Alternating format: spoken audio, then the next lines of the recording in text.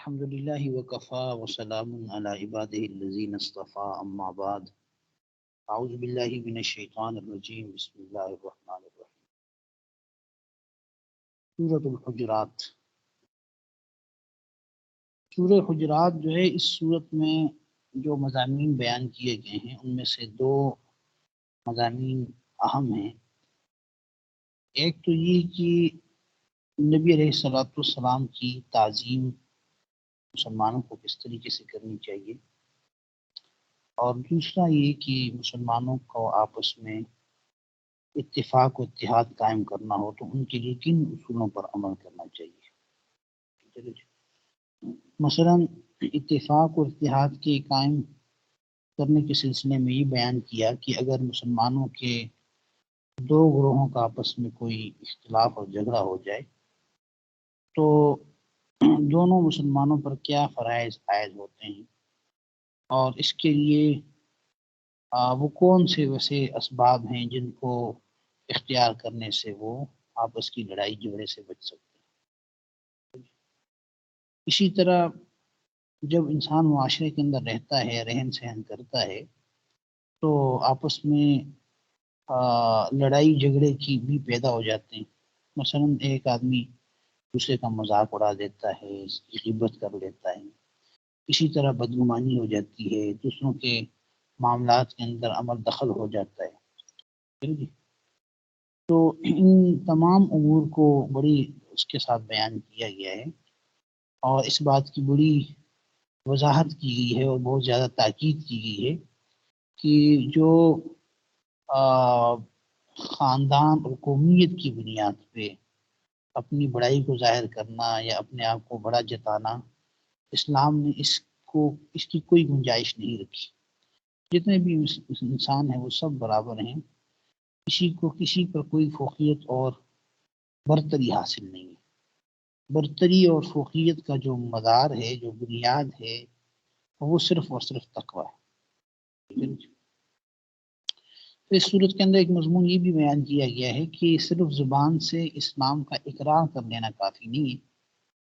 بلکہ ان تمام احکامات کو دل و جان سے ماننا، ان کے اوپر عمل درآمد کرنا بھی ضروری ہے جو اللہ تعالیٰ نے اس کے رسول اللہ صلی اللہ علیہ وسلم نے بیان فرمائے۔ حجرات، یہ لفظ حجرہ کی جمع ہے، اور حجرہ جو ہے وہ کمرے کو کہتے ہیں۔ اسی صورت کی آیت نمبر 4 میں نبی صلی اللہ علیہ وسلم کے جو آپ کے رہائشی کمرے تھے، ٹھیک ہے نا جی، تو ان کمروں کے باہر سے لوگ آپ علیہ السلام کو آواز دیا کرتے تھے، جس سے اللہ تعالیٰ نے منع فرمایا، ٹھیک ہے نا جی۔ تو اسی مناسبت سے یہاں پہ حجرات کا لفظ ذکر آتا ہے، ٹھیک ہے نا، حجرات کا ذکر آ رہا ہے، تو اسی مناسبت سے اس سورت کا نام بھی سورہ حجرات ہے۔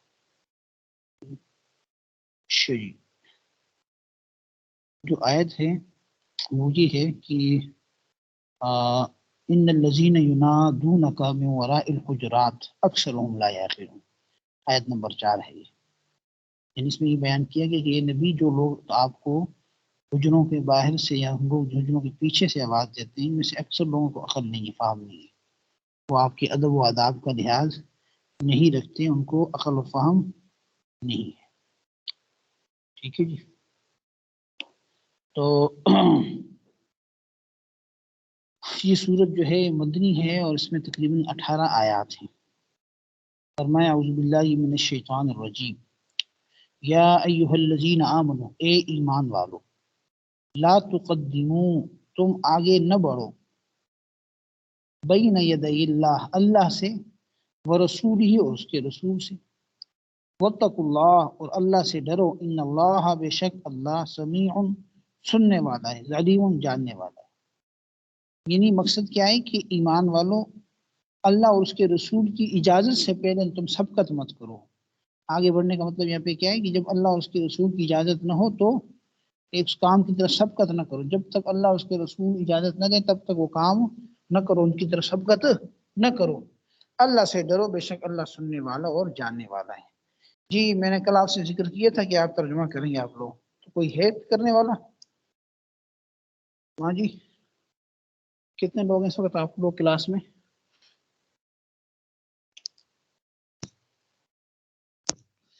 میری آواز آ رہی ہے آپ کو؟ جی استاد جی آ رہی ہے، 2 لوگ ہیں شاید۔ اچھا، تو کوئی کرے گا ترجمہ والا ہے کہ نہیں؟ خوشی سے جو ترجمہ کر سکتا ہوں۔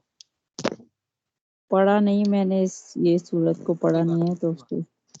یہ جو دوسرا کون ہے جی؟ دوسرا کون ہے کلاس میں؟ نام لے رہے ہیں، مجھے تو پتہ نہیں چل رہا، مجھے جی پیچھے جانا پڑا۔ فوزیہ ہیں شاید۔ جی استاد جی، وہ میرا نا ہاں مائک جی، نہیں آن ہو رہا تھا۔ کس کام میں مصروف ہیں آپ؟ نہیں استاد جی، میرا مائک آن نہیں ہو رہا تھا، وہ میں نے قرآن پاک کھولا ہوا تھا نا دوسری سائڈ، اس وجہ اچھا سے۔ اچھا اچھا، چلو کوئی بات نہیں،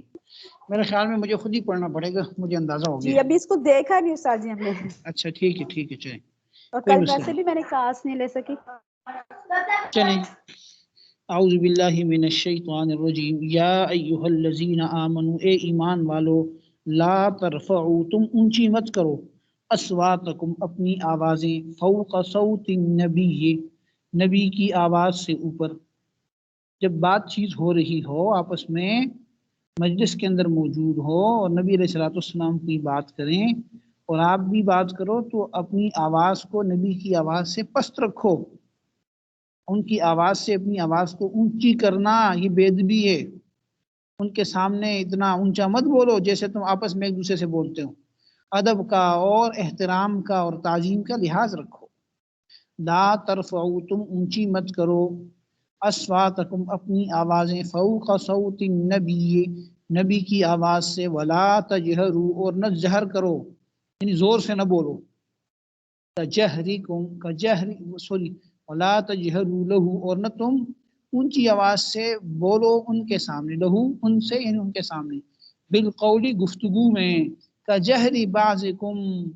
لبعض، جیسے کہ تم میں سے ایک دوسرے کے سامنے اونچی آواز سے بات کرتے ہیں۔ کجہر یعنی جیسا کہ آواز بلند کرنا ہوتا ہے، بعضکم، تم میں سے ایک کا، لبعض، دوسرے کے سامنے، یعنی جیسے تم آپس میں ایک دوسرے کے ساتھ، بعض سے، یعنی ایک دوسرے سے جیسے آپ بات کرتے ہو، ٹھیک ہے نا جی؟ کیوں نہ کرو؟ اس لیے کہ کہیں ایسا نہ ہو کہ تحبطا، ضائع ہو جائیں، اعمالکم، تمہارے اعمال، وانتم لا تشعرون، اور تم کو شعور بھی نہ ہو۔ یعنی یہ اتنی بڑی بے ادبی ہے، اتنی بڑی گستاخی ہے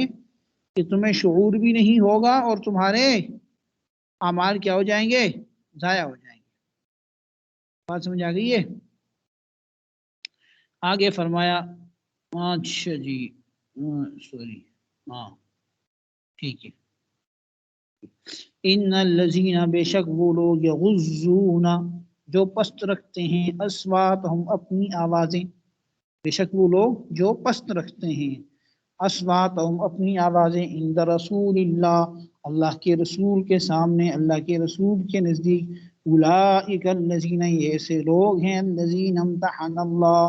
کہ اللہ نے آزمایا ہے، قلوبہم، ان کے دلوں کو، اللہ نے ان کے دلوں کو آزما لیا، یعنی ان کا امتحان ہو گیا۔ ہاں جی، اس کے لیے ان کے دلوں کے آزمان کس لیے؟ تقوی، پرہیزگاری کے لیے، یعنی گویا کہ یہ پرہیزگاری کے امتحان میں کامیاب ہو گئے، تقوی مل گیا ان کو، ٹھیک ہے نا؟ جو لوگ اپنی آوازوں کو نبی علیہ الصلوۃ والسلام کے سامنے پست رکھتے ہیں، یہ وہ لوگ ہیں جن کے دلوں کو اللہ تعالیٰ نے تقوی کے لیے کیا کر دیا؟ امتحانہ، یعنی آزما لیا، خالص کر دیا، ٹھیک۔ لہم، ان لوگوں کے لیے، مغفرت، مغفرت ہے، واجر عظیم، اور اجر عظیم ہے۔ ان الذین، بے شک وہ لوگ، ینادونک، جو آپ کو پکارتے ہیں، من وراء الحجرات، من وراء الحجرات، حجروں کے باہر سے، وراء کا معنی پرے، یعنی باہر سے، پیچھے سے، حجرات حجرہ کی جمع ہے، کمروں کے باہر سے، یعنی جب آپ اندر ہوں، اپنے گھروں میں ہوں ازواج مطہرات کے ساتھ، اور وہ آپ کو باہر سے آوازیں دیتے ہیں، اکثرہم، ان میں سے اکثر لوگ ایسے ہیں، لا یعقلون، یہ عقل نہیں رکھتے، بیوقوف ہیں یہ۔ بیوقوف میں ویسے کہہ رہا ہوں جذبات میں آ کے، مقصد یہ ہے کہ وہ ان کو عقل فہم نہیں ہے، زیادہ تر دیہاتی لوگ اس طرح کیا کرتے تھے۔ وَلَوْ أَنَّهُمْ صَبَرُوا، اور اگر یہ لوگ کیا کر لیں؟ صبر کرتے، حَتَّى تَخْرُجَ إِلَيْهِمْ، یہاں تک کہ آپ ان کی طرف نکل پڑتے، لَكَانَ خَيْرًا لَهُمْ، تو ان کے لیے بہتر ہوتا، وَاللَّهُ غَفُورٌ رَحِيمٌ، اللہ بخشنے والا مہربان۔ یہ ادب بتا دیا کہ نبی کو نہیں پکارنا، ہاں جی، دین سیکھنا ہے، دعوت سیکھنی ہے، اللہ کے احکام سیکھنے ہیں تو انتظار کرو، یہ نہیں کہ پیچھے سے آ کے تم کیا کرو، آوازیں دو۔ اصل میں یہ جو یعنی اس آیت کا جو شان نزول ہے، اس کا پس منظر ہے، اس میں یہ کہ قبیلہ تمیم جو ہے، بنو تمیم، اس کا ایک وفد آیا تھا، ٹھیک ہے نا۔ یہ لوگ دوپہر کے وقت جو ہیں وہ مدینہ منورہ پہنچے تھے، جس وقت نبی علیہ الصلوۃ والسلام اپنے گھر میں آرام فرما رہے تھے۔ چونکہ دیہاتی لوگ تھے، ادب و آداب سے واقف نہیں تھے، اس لیے ان میں سے کچھ لوگوں نے آپ کے گھر کے باہر سے آپ کو پکارنا شروع کر دی، آوازیں لگانا شروع کر دی، ٹھیک ہے نا جی۔ ورنہ جو نبی صلی اللہ علیہ وسلم کی صحبت میں رہنے والے صحابہ تھے، وہ تو بڑے یعنی اعلیٰ اخلاق کے مالک تھے، ٹھیک ہے نا جی۔ تو یہ اصل میں باہر سے آئے ہوئے لوگ تھے، ان کو زیادہ ادب و آداب کو پتہ نہیں تھا۔ ظاہر ہے ہر معاشرے کا اپنا ایک ٹرینڈ ہوتا ہے، اپنا ایک طرز ہوتا ہے، طرز زندگی ہوتا ہے، ٹھیک ہے نا جی۔ جو دیہاتوں کی زندگی میں بعض چیزوں کو معیوب نہیں سمجھا جاتا، شہری زندگی معیوب سمجھا جاتا ہے، اسی طرح شہری زندگی میں بعض چیزوں کو معیوب سمجھا جاتا ہے، دیہات میں نہیں سمجھا جاتا۔ بہرحال ان کے ہاں یہ کوئی معیوب نہیں ہوگا اس طرح سے کسی بڑے کو آواز دی جائے۔ تو انہوں نے کیا کیا، دوپہر کے وقت پہنچے تھے کہ لولے کا وقت تھا، آرام کا وقت تھا، تو باہر سے آ کے انہوں نے آوازیں لگانا شروع کر دی، جس پر یہ آیت نازل ہوئی، ٹھیک ہے نا جی۔ یہ جو اگلی آیت ہے، آیت نمبر 6، یہ بڑی اہم آیت ہے۔ اس میں اس بات کو بیان کیا گیا ہے کہ اے ایمان والوں، جب تمہارے پاس کوئی فاسق کوئی خبر لے کر آئے تو تم اس کی اچھی طرح تحقیق کر لیا کرو، بغیر تحقیق کے اس پر عمل نہ کرو، کہیں ایسا نہ ہو کہ تم نادانی میں اپنے ہی لوگوں کو کوئی نقصان پہنچا دو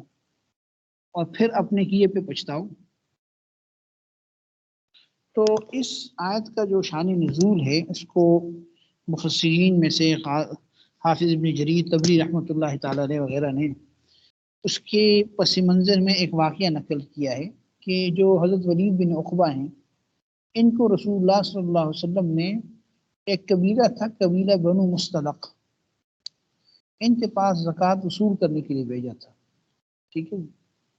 تو جب یہ ولید بن عقبہ رضی اللہ تعالیٰ عنہ ان لوگوں کی بستی کے قریب پہنچے تو وہ لوگ، ان کو پتہ چل گیا تھا کہ نبی علیہ الصلوۃ والسلام کے قاصد آ رہے ہیں، تو وہ لوگ استقبال کے لیے بڑی تعداد میں اپنی بستی سے باہر آ کے جمع ہو گئے۔ حضرت ولید بن عقبہ رضی اللہ تعالیٰ عنہ یہ سمجھے کہ یہ لوگ لڑنے کے لیے باہر نکل آئے ہیں، اور اصل میں بات یہ ہے کہ بعض روایت سے معلوم ہوتا ہے کہ بنو مستلق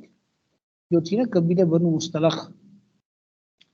ان کے ساتھ حضرت ولید بن عقبہ رضی اللہ تعالیٰ عنہ کی زمانہ جاہلیت میں کچھ دشمنی تھی، اس لیے حضرت ولید رضی اللہ عنہ کو یہ خطرہ ہوا کہ یہ لوگ اپنی پرانی دشمنی کی بنا پہ کہیں لڑکے ان کو مار نہ دیں، اس لیے نکل آئے۔ اب کیا ہوا، اسی خوف سے انہوں نے یہ بستی میں داخل ہی نہیں ہوئے، بجائے ادھر جانے کے واپس چلے گئے، اور نبی علیہ الصلوۃ والسلام کو جا کے یہ بتا دیا کہ بنو مستلق کے لوگوں نے زکوٰۃ دینے سے انکار کر دیا اور وہ لڑائی کے لیے نکلے ہوئے تھے۔ نبی علیہ الصلوۃ والسلام نے جب یہ سنا تو ظاہر ہے اب یہ صحابی تھے اور نبی السلام کے قاصد تھے، تو آپ نے حضرت خالد بن ولید رضی اللہ تعالیٰ عنہ کو مقرر کیا اور کچھ یعنی لوگوں کو ان کے ساتھ بھیجا اور فرمایا کہ جا کر واقعی کی تحقیق کریں، اور تحقیق کے بعد اگر واقعی یہ بات سامنے آتی ہے کہ یہ لوگ سرکشی کر رہے ہیں تو پھر ان کے ساتھ قتال کریں۔ تو بہرحال جب حضرت خالد بن ولید رضی اللہ تعالیٰ عنہ تشریف لے گئے اور وہاں پہ جا کے حالات کی تحقیق و تفتیش کی تو اس سے پتہ چلا کہ یہ جو لوگ تھے یہ باہر استقبال کے لیے نکلے تھے، انہوں نے کوئی انکار نہیں کیا تھا، ٹھیک ہے۔ تو اس پر یہ آیت نازل ہوئی کہ جب بھی کوئی آپ کے پاس خبر لے کر آئے تو اس پہ فوری عمل درآمد نہ ہو بلکہ اس کی تحقیق ہو، ٹھیک ہے۔ یہاں اس آیت میں لفظ فاسق کا لفظ استعمال ہوا ہے، تو کیا اس سے مراد حضرت ولید بن عقبہ رضی اللہ تعالیٰ عنہ ہیں؟ اگر اس سے ہم حضرت ولید بن عقبہ رضی اللہ تعالیٰ عنہ کو مراد لیں تو پھر اس پر اشکال ہوتا ہے یا سوال ہوتا ہے، ایک صحابی کو فاسق قرار دینا کیسے درست ہوگا؟ کیونکہ صحابہ کے بارے میں اہل سنت والجماعت کا عقیدہ یہ ہے کہ وہ سارے کے سارے عادل ہیں۔ عادل کا مطلب کیا ہے؟ وہ دیندار ہیں، ٹھیک ہے نا جی، ان گناہوں سے بچنے والے ہیں۔ تو اگر اس آیت میں اس فاسق کے لفظ سے حضرت ولید بن عقبہ ہی مراد لیں تو پھر اس آیت کا جواب یہ ہوگا کہ بھئی صحابہ کرام جو ہیں ان سے گناہ سازد ہوتے ہیں، ہو جاتے ہیں، ٹھیک ہے نا، ہوئے بھی ہیں، لیکن اللہ تعالیٰ نے انہیں توبہ کی توفیق عطا فرمائی، اس لیے مجموعی اعتبار سے صحابہ کرام کو عادل کہا جاتا ہے اور ان کی عدالت پہ کوئی اثر نہیں ہوگا۔ مقصد یہ ہے کہ کسی صحابی سے کوئی گناہ سرزد ہو سکتا ہے، کوئی ایسی بات نہیں ہے، ظاہر ہے وہ بھی انسان تھے، اگرچہ انسانیت کے اعلیٰ معیار پہ تھے، لیکن بھول چوک ان سے بھی ہوتی تھی، گناہ ان سے بھی ہوتا تھا۔ تو اگر اس آیت میں ان کو فاسق کہا گیا ہے تو وہ ان کے وقتی اس عمل کی وجہ سے کہا گیا ہے، ٹھیک ہے نا جی۔ اب یہ نہیں کہ ہمیشہ کے لیے فاسق ہو، ظاہر ہے جب ان کو اپنی غلطی کا احساس ہوا تو انہوں نے توبہ بھی کر لی، ٹھیک ہے نا جی۔ ایک تو اس کی تشریح ہے، لیکن بات اصل میں یہ ہے کہ یہ جو واقعہ ہے اس کے بارے میں جتنی بھی روایتیں آئی ہیں، جتنی بھی روایات ہیں اس آیت کی شان نزول میں یا اس کی تشریح میں، تو وہ تقریباً ساری روایتیں ایسی ہیں جو سند کے اعتبار سے مضبوط نہیں ہیں، ٹھیک ہے نا جی۔ ان روایات کے اندر بہت زیادہ تعارض اور اختلاف پایا جاتا ہے۔ اور دوسرا یہ کہ اس واقعے کی بنا پر حضرت ولید کو فاسق قرار دینے کی کوئی معقول وجہ بھی سمجھ نہیں آتی، ٹھیک ہے نا جی، کیونکہ اس واقعے میں انہوں نے کہیں جان بوجھ کر کوئی جھوٹ نہیں بولا، بلکہ ان کو تو غلط فہمی ہوگی، اور ظاہر ہے کسی غلط فہمی کی بنیاد پہ کسی کو فاسق نہیں کہا جا سکتا۔ غلط فہمی یہی ہو گئی نا کہ بھئی یہ لوگ باہر نکلیں، ان کو خوف ہو کہ مجھے ماریں گے، اسی وجہ سے چلے گئے وہ۔ اس لیے یہ جو واقعہ ہے اس کی جو تفصیلات ہیں اس میں یہی معلوم ہوتا ہے کہ حضرت ولید رضی اللہ تعالیٰ عنہ جب اس بستی کے قریب پہنچے تو قبیلے کے لوگ ایک بڑی تعداد میں وہاں جمع تھے، تو کسی شریر آدمی نے کہہ دیا ہوگا، کسی نے خبر اڑا دی ہوگی کہ یہ لوگ آپ سے لڑنے کے لیے نکلیں، ٹھیک ہے نا جی۔ جیسے ہوتا ہے نا آپ کہیں جا رہے ہیں اور آپ نے آگے کے حالات کا پوچھ لیا کہ یہاں بھی کیا حالات ہیں وہاں کے، تو راستے پہ یا کسی بندے نے جو آتے جاتے حالات دیکھ رہا تھا اس نے کہہ دی کہ بھئی وہ لوگ تو آپ کو مارنے کے لیے نکلیں، ٹھیک ہے نا جی۔ تو اس شریر آدمی کو آیت میں فاسق کہا گیا ہے، حضرت ولید کو نہیں کہا گیا، کیونکہ حضرت ولید کو چاہیے تو یہ تھا نا کہ یہ آدمی جو بتا رہا ہے پتہ نہیں سچ کہہ رہا ہے غلط کہہ رہا ہے،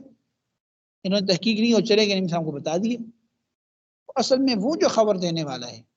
بعد میں کہا وہ شیطان تھا، بہرحال کوئی بھی ہو سکتا ہے، شیطان بھی عمل دخل کرتا تھا، اور یا یہ کہ کوئی آدمی تھا اس نے شرارت کی۔ حضرت ولید رضی اللہ تعالیٰ عنہ کو تو کسی نے بتایا، وہ تو ٹھیک ہے نا جی، ان کی بات پہ اعتماد کر کے نکل گئے۔ اس لیے اس آیت سے حضرت ولید رضی اللہ عنہ کو مراد لینا بظاہر صحیح نہیں ہے، ٹھیک ہے نا جی۔ تو بہرحال حضرت یہ جو بات کی نا کہ کسی آدمی نے ان کو خبر دی تو انہوں نے اس خبر پہ بھروسہ کر لیا، تحقیق کرنی چاہیے تھی، اس روایت کی تائید جو ہے حافظ ابن جریر طبری رحمۃ اللہ علیہ نے بھی نقل کی ہے۔ حافظ ابن جریر طبری رحمۃ اللہ فرماتے ہیں کہ شیطان نے ان کو یہ بات بتائی، ٹھیک ہے نا، کہ وہ لوگ تمہیں قتل کرنے کا ارادہ رکھتے ہیں۔ شیطان اپنی اس شکل صورت میں تو نہیں آیا نا، وہ تو انسانی شکل میں آیا، تو ظاہر ہے جو شیطان کسی انسانی شکل میں آ کے جب انہوں نے جھوٹی خبر دی تو اس سے یعنی اس شیطان کو فاسق کہا گیا، یا وہ جو شیطان کی شکل بنا کے انسان، شیطان جو تھا انسانی شکل بنا کے انسان آیا تھا، اس کو فاسق کہا گیا کہ بھئی فوراً کسی کی بات پہ بھروسہ نہیں کرنا۔ بہرحال قرآن کریم کا اسلوب بھی یہی ہے کہ قرآن کریم عمومی بحث کرتا ہے، قرآن کریم کسی کو براہ راست ٹارگٹ نہیں بناتا، ٹھیک ہے نا۔ تو یہاں پہ بات یہی ہو رہی ہے، اصل جو اصول بیان کیا جا رہا ہے کہ کوئی بھی آدمی فاسق ہو، ٹھیک ہے نا، اور وہ کوئی خبر لے کے آئے تو اس کی خبر پر اس کی بات پہ بھروسہ نہیں کرنا چاہیے، بلکہ معاملے کی تحقیق کرنی چاہیے۔ ہمارے معاشرے میں ایسے ہی ہوتا ہے نا، جیسے خواتین کی لڑائیاں ہوتی ہیں، خواتین کو ویسے مثال دے رہا ہوں، ان میں مسئلہ آج کل تو مرد بھی خواتین بنے ہوئے ہیں، ٹھیک ہے نا جی، تو بھئی فلاں نے تمہارے بارے میں نہیں بات کی ہے، ٹھیک ہے نا جی، اب یہ جو ہے جواب میں نہ آؤ دیکھے نہ تاؤ دیکھے، وہ جواب میں شروع ہو جائے، مجھے کہتی ہے تو خود کیسی ہے، ٹھیک ہے نا جی۔ ہو سکتا ہے کہ اس نے کیا کہتے ہیں اس کو، ویسے اس کو چڑھانے کے لیے اس کو، بعض خواتین کو عادت ہوتی ہے نا مزے لینے کی، دوسرے کی باتیں کرنے کی، تو وہ کسی کو چھیڑ دیتی ہے، ٹھیک ہے نا جی۔ تو بہرحال خاتون ہو یا مرد ہو، بات کہنے کا مقصد یہ ہے کہ کوئی کسی کو کوئی کسی کے بارے میں کچھ بتائے تو اس کی تحقیق و تفتیش کرنی چاہیے. بغیر تحقیق و تفتیش کے اس کے اوپر کوئی اقدام کرنا بعض اوقات انسان کے لیے پچھتاوے کا باعث بن جاتا ہے. ٹھیک ہے نا جی. تو آگے فرمایا کہ یا ایھا الذین آمنو، اے ایمان والو، ان جاءکم، اگر آ جائے تمہارے پاس، فاسقن کوئی فاسق شخص، بنبأن کوئی خبر لے کر، کوئی بات لے کر، فتبینوا تو تم خوب تحقیق کر لیا کرو، ان تصیبوا یہ کہ تمہیں، ان تصیبوا یہ کہ تم پہنچا دو ضرر، ان تصیبوا کہ تم پہنچاؤ، مطلب قومن کسی قوم کو ضرر پہنچاؤ، بجہالت نادانی کی وجہ سے. جہالت ہی ہوگی جب واقعے کی تحقیق نہیں ہوگی، عدم علم کی بنیاد پہ، آپ کو پتہ ہی نہیں تھا کہ اس نے کہا ہے نہیں کہا، آپ نے جوابی کارروائی کر دی. اور تصیبوا یہ کہ تم پہنچا دو، قومن کسی قوم کو، بجہالت اپنی نادانی سے کوئی ضرر پہنچا دو، فتصبحوا اور پھر تم ہو جاؤ علی ما فعلتم نادمین، فتصبحوا تم ہو جاؤ نادمین ندامت والے، نادم ہو جاؤ کس بات پر، علی ما فعلتم اس پر جو تم نے کیا، یعنی پھر اپنے کیے پر پچھتاؤ، اپنے کیے پر پچھتاؤ. اس لیے پہلے ہی تحقیق کر لو، پہلے کیا کر لو، تحقیق کر لو، تاکہ تمہیں اس بات کا واسطہ، یعنی اس قسم کی ندامت کا سے واسطہ نہ پڑے. ٹھیک ہے جی. آگے فرما دیا کہ اس آیت میں یہ فرما دیا کہ تم جان لو کہ رسول اللہ صلی اللہ علیہ وسلم تمہارے اندر موجود ہیں. اگر وہ تمہاری ہر بات پہ تمہاری اتباع شروع کر دیں، ٹھیک ہے جی، تو پھر کیا ہوگا، تم مشکل میں پڑ جاؤ گے. تم کیا بن جاؤ گے، مشکل میں پڑ جاؤ گے. مقصد یہ ہے کہ صحابہ کرام کبھی کوئی رائے پیش ہی نہ کر دیں، بلکہ رائے قائم کر کے اس پر اصرار کرنے سے. یہاں پہ یہ جو آیت ہے نا کہ بھئی وَاعْلَمُوا أَنَّ فِيكُمْ رَسُولَ اللَّهِ أَنْ لَوْ يُطِيعُكُمْ فِي كَثِيرٍ مِنَ الْأَمْرِ لَعَنِتُّمْ. ان ظاہر ہے جب کوئی بڑا ہوتا ہے نا، بڑے کے آس پاس جو لوگ ہوتے ہیں، تو آس پاس لوگ جب کوئی رائے دیتے ہیں اور بڑا اس کی رائے کو مان لیتا ہے، عمل کر لیتا ہے، وہ بڑا خوش ہوتا ہے کہ بھئی میری رائے پہ انہوں نے فیصلہ کیا. خوش ہوتا ہے نا انسان. تو یہاں پہ بھی یہ کہا گیا کہ صحابہ اکرام سے نبی صلی اللہ علیہ وسلم مشورہ بھی دیتے تھے، رائے بھی دیتے تھے. ٹھیک ہے نا جی. لیکن اس آیت میں یہ فرمایا گیا کہ اگر رسول اللہ تمہاری ہر رائے کی اتباع شروع کر دیں تو پھر تم مشکل میں پڑ جاؤ گے. مقصد یہ کہ تم اپنی رائے ضرور دو، لیکن تم اپنی رائے کے پر عمل درآمد کرنے میں اصرار نہ کرو، کیونکہ اگر اصرار کرو گے تو پھر مشکلات پیدا ہو جائیں گی تمہارے لیے بھی. ٹھیک ہے نا جی. فرمایا وَاعْلَمُوا اور جان رکھو، أَنَّ فِيكُمْ کہ بے شک تمہارے اندر رسول اللہ، اللہ کے رسول ہیں، لو یطیعکم اگر وہ تمہارا کہا مان لیں، فی کثیر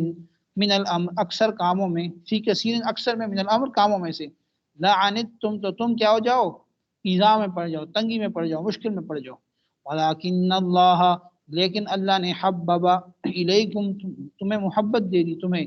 الایمان ایمان کی، یعنی اللہ نے ایمان کو تمہارے لیے محبوب کر دیا. وزینہ اور اس کو آراستہ کر دیا، مزین کر دیا، فی قلوبکم تمہارے دلوں کے اندر، وکر رہا اور ناپسند کر دیا، الیکم تمہارے سامنے، تمہارے لیے، الکفر کفر کو، والفسوق اور گناہ کو، والعصیان اور نافرمانی کو.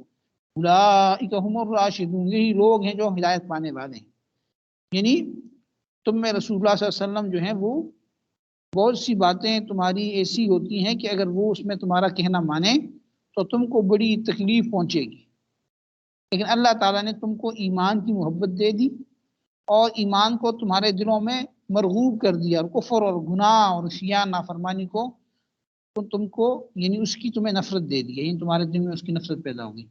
اور یہ ساری بات کس وجہ سے، فضلا من اللہ، یہ اللہ کے فضل سے ہے. واللہ علیم اور اللہ تعالیٰ علیم خوب جاننے والے ہیں، حکیم حکمت والے ہیں. اللہ تعالیٰ خوب جاننے والے، حکمت والے ہیں. آگے فرمایا وَإِن طَائِفَتَانِ مِنَ الْمُؤْمِنِينَ اقْتَتَلُوا وَإِن اور اگر طائفتان دو گروہ، من المؤمنین مؤمنوں میں سے، اقتتلوا آپس میں لڑ پڑیں، اقتتلوا باہم لڑ پڑیں تو کیا کرو، فَأَصْلِحُوا تو صلح کراؤ، بَيْنَهُمَا ان کے درمیان، فَإِن بَغَتْ پھر اگر بغت زیادتی کرے، احداہما ان میں سے ایک جماعت، دو جماعتوں میں سے ایک کیا کرے، زیادتی کرے، ظلم کرے، علی الاخری دوسرے پر، تو فقاتلوا تو تم لڑو، التی اس جماعت سے تبغی جو زیادتی کرتی ہے حتی تفیع یہاں تک کہ وہ واپس آ جائے رجوع کر لے الی امر اللہ اللہ کے حکم کی طرف زیادتی کرتی ہے تو اس کو زیادتی سے روکو اس کے خلاف تم اس کے دوسری جماعت کے ساتھ کھڑے ہو جاؤ اس کے خلاف لڑو فاصلحوا صلح کرا دو بینہما ان دونوں کے درمیان بالعدل عدل کے ساتھ واقسطوا اور انصاف کرو ان اللہ بے شک اللہ یحب پسند کرتا ہے دوست رکھتا ہے المقسطین انصاف کرنے والوں کو انما المؤمنون اخوہ انما المؤمنون اخوہ انما جو ہے کلمہ حصر ہے یعنی اس کے سوا اور کوئی بات نہیں ہے بات یہی ہے کہ المؤمنون کے مومن اخوتن آپس میں بھائی ہیں فاصلحوا پس تم صلح کرا دو بین اخویکم اپنے بھائیوں کے درمیان واتقوا اللہ اور اللہ سے ڈرو لعلکم ترحمون تاکہ تم پر رحم کیا جائے یا ایھا الذین آمنوا اے ایمان والو لا یسخر مذاق نہ اڑائے قوم کوئی ایک گروہ ایک قوم من قوم من دوسری قوم کا عسا کیا یعنی امید ہے یا عجب نہیں کہ ان یکونوا یہ کہ وہ ہوں خیرا منہم ان سے بہتر جن کا مذاق اڑایا جا رہا ہے کیا پتہ کہ وہ زیادہ بہتر ہوں مذاق اڑانے والوں سے ولا نساء اور نہ مذاق اڑائیں عورتیں من نساء عورتوں کا خاص طور پہ ذکر ہے یہاں پہ دیکھنے ویسے ذکر نہیں ہوتا ٹھیک ہے نا جی عسا تو عجب نہیں ان یکن نہیں کہ وہ عورتیں ہوں خیرا منہن ان سے بہتر ولا تلمزوا اور تم نہ عیب لگاؤ انفسکم ایک دوسرے پر ولا تنابزوا بالالقاب نہ تنابز کا معنی چڑھانا کسی کو تنگ کرنا بالالقاب برے القاب کے ساتھ کسی کو نا برے القاب دے کے برے نام دے کے ان کو چڑھانا بئس الاسم الفسوق بئس الاسم برا ہے نام الفسوق گناہ کا گناہ والا نام برا ہے کسی کو ایسا نام دیتے ہو کسی کو کیا کہتے ہو کسی کو کیا کہتے ہو جی اس کو وہ نام پسند نہیں آپ نے اس کو بیچارے کو بنایا ہوا ہے بعد الایمان ایمان کے بعد وَمَن لَمْ يَتُبْ اور جو شخص توبہ نہ کرے باز نہ آئے فَأُولَٰئِكَ هُمُ الظَّالِمُونَ تو یہ لوگ ظالم ہیں یعنی ایک ایمان والوں نہ تو مردوں کو مردوں پر ہنسنا چاہیے کہ یعنی عجب نہیں کہ جن پر وہ ہنستے ہیں وہ ان ہنسنے والوں سے اللہ کے ہاں بہتر ہوں اور نہ عورتوں کو عورتوں پر ہنسنا چاہیے کہ عجب نہیں کہ وہ ان سے بہتر ہوں وہ عورتیں کیا ہوں جی بہتر ہو جن کا مذاق اڑایا جا رہا ہے جن پہ ہنسا جا رہا ہے ہنسنے والوں سے اور نہ ایک دوسرے کو تانا دو نہ ایک دوسرے کو برے الفاظ اور برے القاب سے پکارو ایمان کے بعد گناہ کا نام لگنا ہی برا ہے ٹھیک ہے نا جی اور جو ان حرکتوں سے باز نہ ہے تو وہ لوگ ظالم ہیں ظلم کرنے والے ہیں ٹھیک ہے اس میں تو بالکل بات واضح ہے ہمارے روزمرہ معاشرے کے اندر جتنے بھی ہم اس قسم کے ایک دوسرے کو ایسے الفاظ سے یاد کرتے ہیں جو دوسرے کو پسند نہیں ہوتے ٹھیک ہے نا تو معاشرے میں جن باتوں سے لڑائی اور جھگڑا پیدا ہوتا ہے ان آیتوں میں اس سے منع کیا گیا بڑے بہترین انداز سے منع کیا گیا عام طور پر آپ کو پتہ چلے نا ایک خاتون کو کہ بھئی اس نے آپ کی غیبت کی تو وہ پھر اس کو ٹھیک ہے نا جی اس کا پھر صحیح بدلہ لیتی ہے وہ کہتے اس نے میری غیبت کی ہے تو یہ خود کیا ہے آج پھر شروع ہو جاتی ہے اور ویسے میں عورتوں کی مثال اس لیے دے رہا ہوں کہ عورتوں میں یہ مرض زیادہ ہے ٹھیک ہے نا جی تو مردوں کے اندر بھی یہ ہے لیکن مردوں میں یہ چیز کم ہے عورتوں کے مقابلے میں ٹھیک ہے نا تو بہرحال جی دوسری کلاس کی کال بھی آ گئی دوسری کلاس کی کال غلط وقت پہ آ رہی ہے ان کو آپ بتا دیں کہ آج سے نا صبح 6 بجے ہو گیا ٹھیک ہے ٹھیک ہے تو میں سے 2 منٹ لے رہے ہیں ان سے کون کن کا ہے سبق آیا آپ کا قدوری کی کلاس چلیں پھر آج آپ لے لیں ان کو بتا دیں میری طرف سے کہ سبق نہ آئندہ 6 بجے کا ذہن میں رکھیں 6:40 پہ کال کریں آپ کو ٹھیک ہے ٹھیک ہے جی صدق اللہ العظیم السلام علیکم ورحمۃ اللہ وبرکاتہ